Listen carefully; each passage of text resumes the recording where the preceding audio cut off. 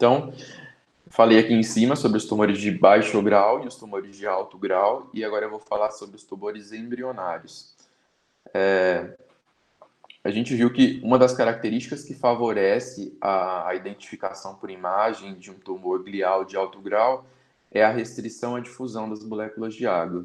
E em relação aos tumores embrionários, isso também vai ajudar. Se a gente vê um tumor, principalmente em pacientes com determinadas idades, tumores em determinadas localizações, a gente vai pensar na possibilidade de um tumor da linhagem embrionária também. Isso acontece porque os tumores embrionários são tumores multicelulares, né, que tem uma matriz extracelular escassa, consequentemente o predomínio é maior de células mesmo em relação à matriz extracelular, e isso não permite uma boa difusão da água no tecido e, consequentemente, a gente tem a restrição, que é o que a gente vê na imagem. Bom, em relação aos tumores embrionários, a gente tem esses aqui que eu representei, que são os meduloblastomas, os tumores teratoides sabidoides atípicos, os tumores embrionários em rosetas multicamadas. Além desses, na verdade, ainda tem outros que são menos comuns, mas que são o neuroblastoma, os ganglioneuroblastomas e os meduloepiteliomas, são outros menos comuns, então acabam não sendo tão citados. E quando a gente não consegue especificar qual que é o tipo, né, ele fica dentro dessa categoria aqui, como tumor embrionário do sistema nervoso central, sem outra especificação. Então, sobre os meduloblastomas, essa é a definição que é trazida desse tumor no livro azul lá da OMS, que eu mostrei no início da aula. Então, assim como eu falei para vocês, todos esses tumores têm definições contidas naquele livro. Então, às vezes, quando você está em dúvida sobre algum aspecto, assim, às vezes, dar uma olhada na definição do tumor em si ajuda você a se organizar em relação àquele assunto. Então, no caso dos meduloblastomas, é um tumor neuroepitelial embrionário que se origina no cerebelo ou no dorso do tronco encefálico. Assim, isso aqui me chamou a atenção, porque ó, ele não abriu brecha, assim, ele falou que é especificamente nessas localizações, no cerebelo ou no dorso do tronco encefálico. Ele não falou da possibilidade de um tumor que se origina supratentorial, por exemplo, falou especificamente dessas localizações. Em relação aos meduloblastomas, então, a gente tem essas duas principais vias moleculares, na verdade, essas duas principais proteínas, que são as proteínas SHH, que é o Sonic Hedgehog, e o WNT, que é o Ingles, e essas proteínas têm relações com vias moleculares específicas que acabam recebendo o mesmo nome das proteínas, né? Então, é a proteína SHH e a sua via molecular, e a proteína WNT e a sua via molecular. E de acordo com os locais aqui onde acontecem as mutações, nós temos então meduloblastomas relacionados com essa via e meduloblastomas relacionados com essa outra via. E de acordo com isso, né, a gente vai ter esse quadro, que são os meduloblastomas relacionados então à proteína SHH e à via SHH, os meduloblastomas WNT e relacionados à via molecular WNT, e aqueles que a gente ainda não sabe, não conhece ainda um fator genético ou molecular específico, ou pelo menos relativamente específico, e que por isso a gente classifica pelo número do grupo, né? Grupo 3 e grupo 4. Então, grupo 3 e grupo 4, na verdade, são grupos não WNT e não SHH. A gente ainda não sabe muito bem um marcador genético que indique para a gente por que cada um faz parte desses grupos, mas a gente sabe que eles não pertencem a esses grupos anteriores. E de acordo com características, inclusive de imagens, né, a gente vai poder separar entre os dois, entre o grupo 3 e o grupo 4.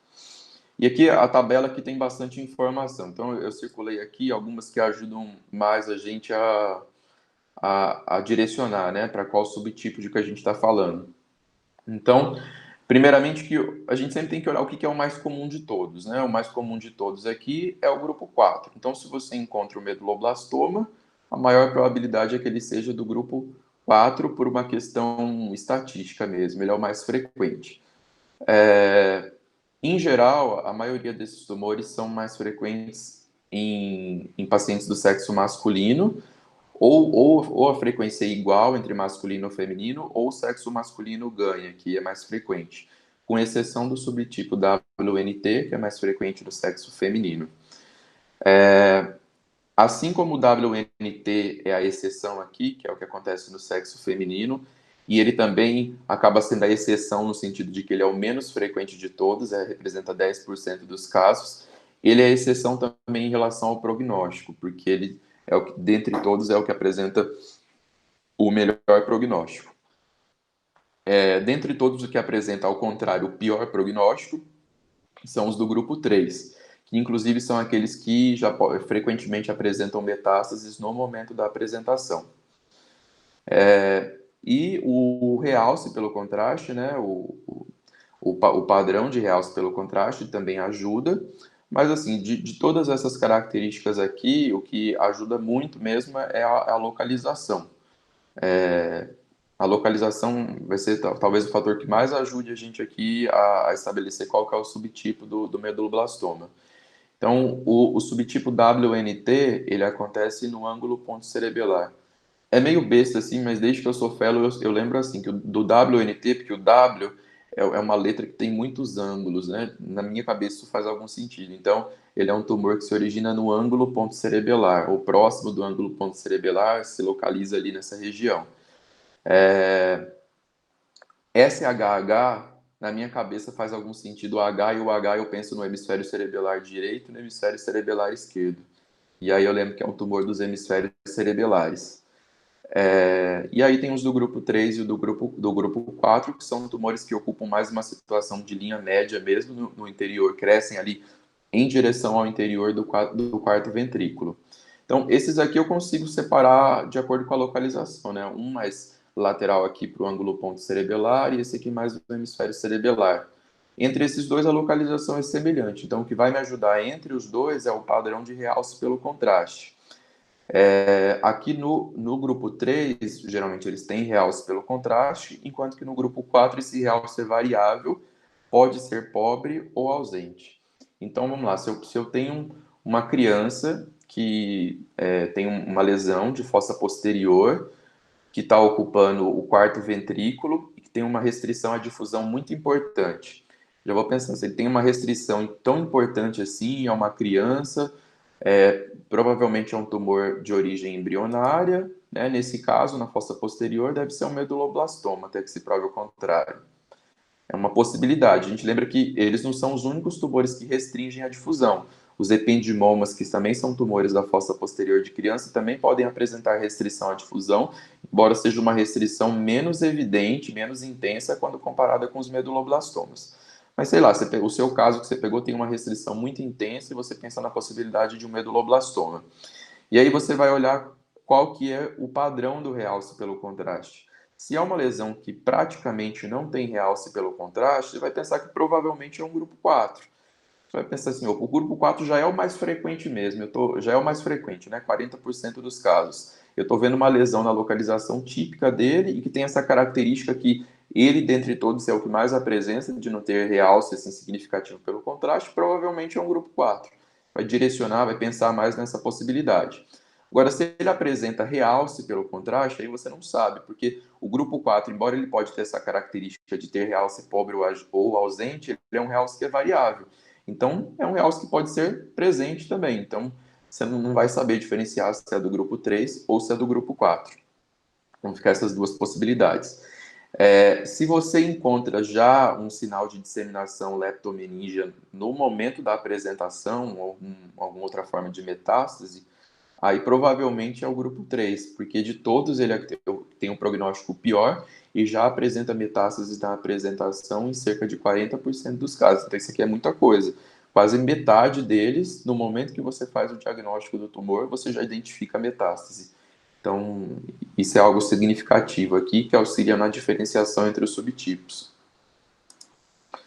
Aqui eu coloquei o motivo, né, pelo qual o subtipo SHH e o WNT, eles têm essas localizações específicas, ou relativamente específicas, né? O subtipo SHH, ele se origina de células que vêm aqui, dessa porção aqui, das estruturas embrionárias, que é o lábio rômbico superior.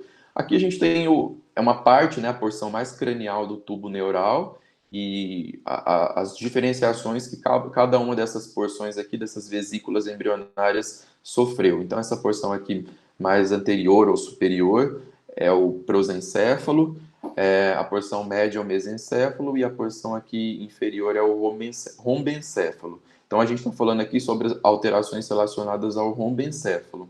Porque no rombencéfalo a gente tem essa flexura aqui durante a vida embrionária, em que a parte de cima é chamada de lábio rômbico superior e a porção de baixo é o lábio rômbico inferior. E esse espaço aqui, que está localizado aqui no interior, seria o ventrículo primitivo, né? O que vai dar origem posteriormente ao quarto ventrículo da forma como a gente conhece.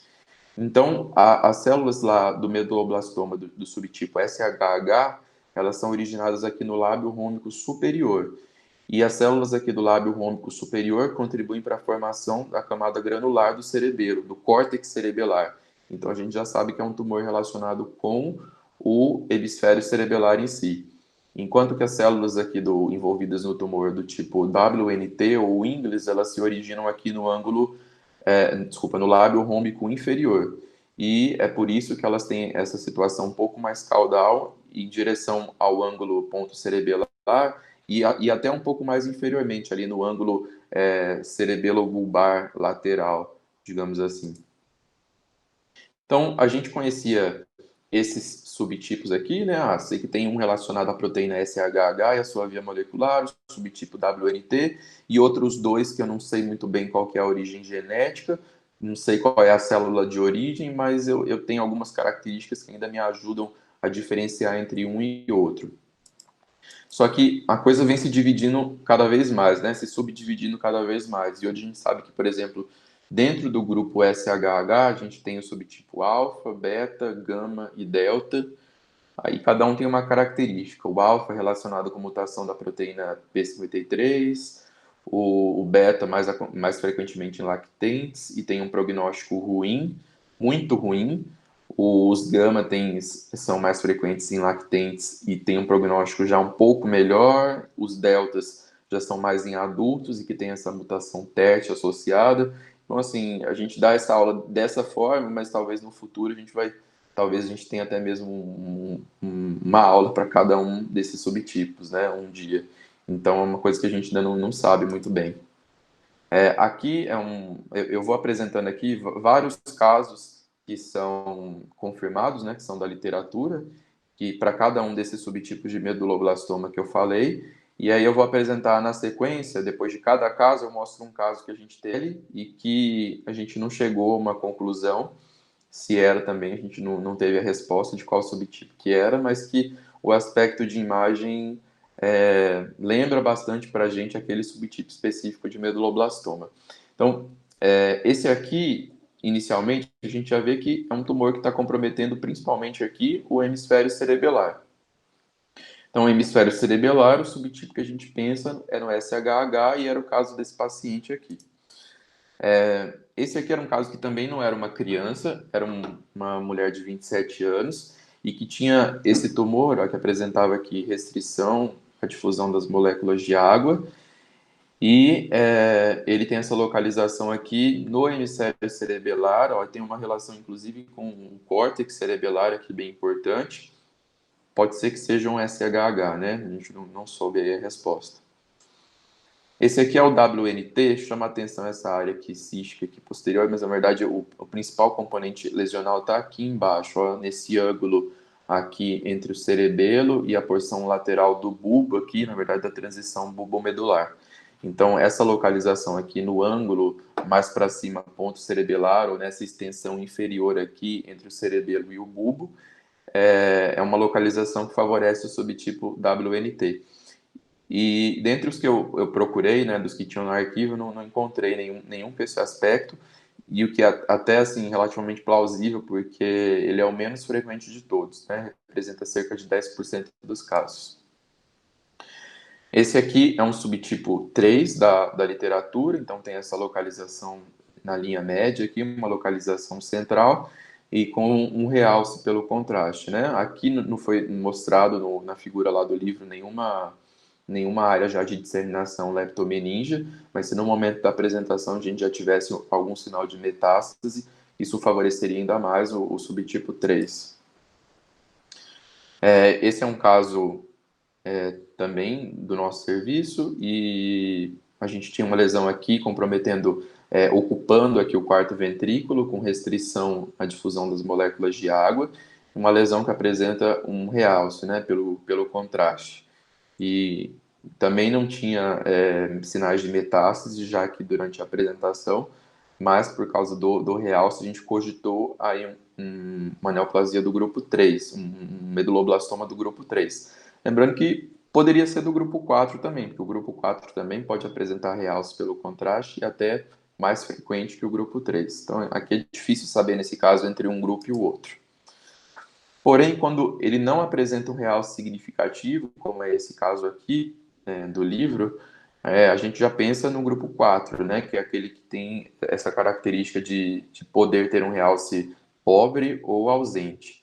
Então, aqui não tinha tantas áreas de realce, né, apenas essas áreas aqui, e esse aqui era um tipo 4. Esse é um caso do arquivo. Aqui ele não tinha um realce tão intenso pelo contraste, mas o problema é que também ficou um pouco prejudicado aqui, porque tinha um artefato passando aqui em cima, nessa região. Mas mesmo aqui no coronal, eu não achei que esse realce aqui fosse tão intenso. Sim, é difícil de saber, mas pode ser que seja um do grupo 4. Era uma menina de 16 anos que veio por cefaleia. E o do grupo 4 a gente lembra que é realmente o mais frequente de todos. Então, ele sempre está aí, né, entre as principais possibilidades. Também tinha a restrição à difusão, que é uma característica dos tumores de origem embrionária. Então, lembra que quando a gente tem restrição à difusão, não é só porque o tumor tem restrição à difusão que ele é de origem embrionária, né? A gente viu que vários outros tumores, inclusive os tumores gliais de alto grau, também apresentam essa característica. Mas se o tumor não tem restrição à difusão, daí é complicado a gente pensar num tumor de linhagem embrionária. Aí a imagem não vai dar subsídio para a gente pensar nisso. Aqui então vou falar sobre outros tumores embrionários que não meduloblastoma. Aqui é o tumor teratoide rabidoide atípico.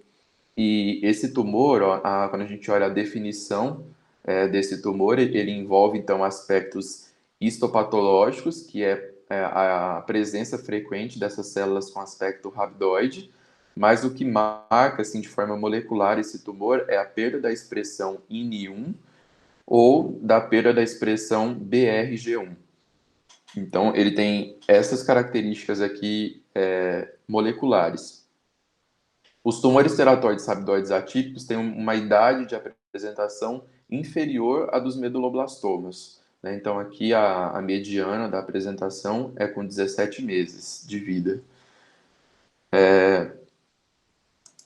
Beleza. Aqui era um caso que é de um tumor teratoide rabidoide atípico, né? Então, é um tumor que está localizado aqui, ó, comprometendo a fossa posterior. E aí, como que a gente sabe que não é um meduloblastoma, é um tumor teratoide rabidoide atípico? Então, tanto porque ele apresentava essas células rabidoides na histologia, a idade da apresentação também ajudava, porque era um paciente jovem, né, era um recém-nascido, inclusive. E outra coisa que ajuda a gente também é porque o paciente, que ajuda e crava, né, na verdade, o diagnóstico aqui, é porque o paciente tinha perda da expressão INI1, aqui, que está descrita aqui na legenda. Então, característica que fala mais a favor de um teratoide rabidoide atípico e não de um meduloblastoma. Então, esse era o caso de um tumor teratoide rabidoide atípico de fossa posterior. Então, a gente viu que os meduloblastomas acometem a fossa posterior, se origina ou no cerebelo ou no dorso do tronco encefálico, mas nem todo tumor embrionário que surge na fossa posterior é um meduloblastoma, que a gente vê um caso de um tumor teratoide rabidoide atípico. Esse é um outro caso, então esse era um teratóide rabidoide atípico também, do livro da Osborne, isso, está aqui, a TRT, e que também tem essa característica marcante aí da intensa restrição à difusão das moléculas de água. Não tinha o DWI, mas tinha o mapa DC aqui, com áreas bem pretas aqui de restrição à difusão, e a idade também, né, 18 meses, um tumor com muita restrição à difusão, também se cogitou aí o tumor teratoide rabidoide atípico, e foi o diagnóstico final dessa paciente. Outros tumores são os tumores embrionários em rosetas multicamadas. Então, esse aqui é uma coisa que eu copiei do próprio livro lá da OMS, e isso aqui é o que ele chama de roseta em multicamadas, né? Essa bolinha aqui é o que ele diz que é a roseta, e aí tem várias camadas de células, né? Se a gente for olhando aqui, tem várias camadas sobrepostas de células. Então, quando a lesão apresenta é uma lesão, um tumor embrionário, né? Ele tem características histológicas de ser um tumor embrionário, e além disso ele apresenta essa distribuição dessas rosetas em multicamadas. A gente vai pensar num tumor embrionário em rosetas multicamadas. Então, o nome resume, né, o que é visto histologicamente falando. Quando a gente encontra um tumor desse tipo, ele deve ser testado para essa alteração, C19MC. E quando presente essa mutação, a gente vai ter esse subtipo, que é o tumor embrionário em rosetas multicamadas, com C19MC alterado. Então, a gente tem aspectos histológicos e aspectos moleculares contidos aqui na nomenclatura. Aqui, o livro lá da OMS, de 2016, ele trazia esse outro grupo de tumores, né? Também faz parte dos tumores embrionários em rosetas multicamadas, mas o que ele chamou de sem outra especificação.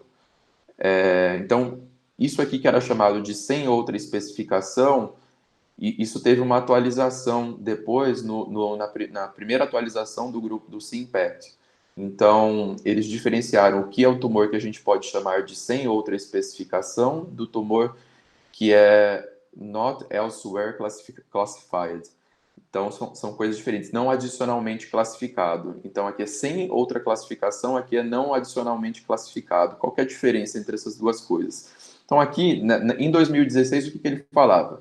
Eu vi, então, vi um tumor com características embrionárias, o paciente operou, fez a histologia, e eu identifiquei, então, um padrão embrionário, né, também na lâmina, e tem essas rosetas aqui com multicamadas, então o paciente apresenta um tumor embrionário com rosetas multicamadas.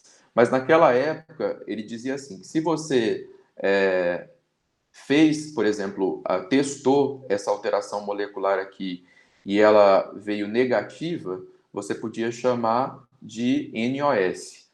Se você não testou, você não teve acesso ao teste e por isso que ela não veio positiva, né? Não teve nem como você saber se era positiva ou negativa, porque você não testou, você também podia chamar de NOS. E o objetivo dessa atualização, dessa primeira atualização aqui desse grupo, foi diferenciar. Então, aqui, a partir daqui, a gente só vai chamar de NOS aquilo que não foi testado ou que foi testado, mas o resultado foi inconclusivo. Aí ele é NOS. Quando você testou e o resultado foi negativo, isso vai ser designado como NEC. Então, ele não é adicionalmente classificado. Então, é uma diferenciação assim envolvida mais na nomenclatura, mas o objetivo disso também é que a gente não coloque no mesmo bolo pacientes que não foram testados daqueles pacientes que foram testados e o resultado deu negativo. Então, são coisas diferentes. E o objetivo é que futuramente a gente consiga separar isso usando outros critérios, quem sabe até mesmo um critério de imagem, mas no momento a gente não sabe muito bem a diferenciação por imagem entre aqueles que são C19MC alterados ou os que são não especificados de outra forma ou NOS. Assim, talvez tenha ficado um pouco confuso, mas o objetivo é esse, não colocar no mesmo bolo o que não foi testado e você simplesmente não sabe daquilo que foi testado e o resultado veio negativo. O resumo geral dessa atualização é esse. E aqui era um caso, então, de um tumor que tinha também características por imagem que a gente podia pensar num tumor de origem embrionária, porque tem aqui várias áreas de restrição à difusão, era uma paciente bem jovem, e o resultado final também veio de um tumor embrionário em rosetas multicamadas. Nesse caso, ele foi testado e veio como C19MC alterado, né? Essa é uma figura do livro da Osborne.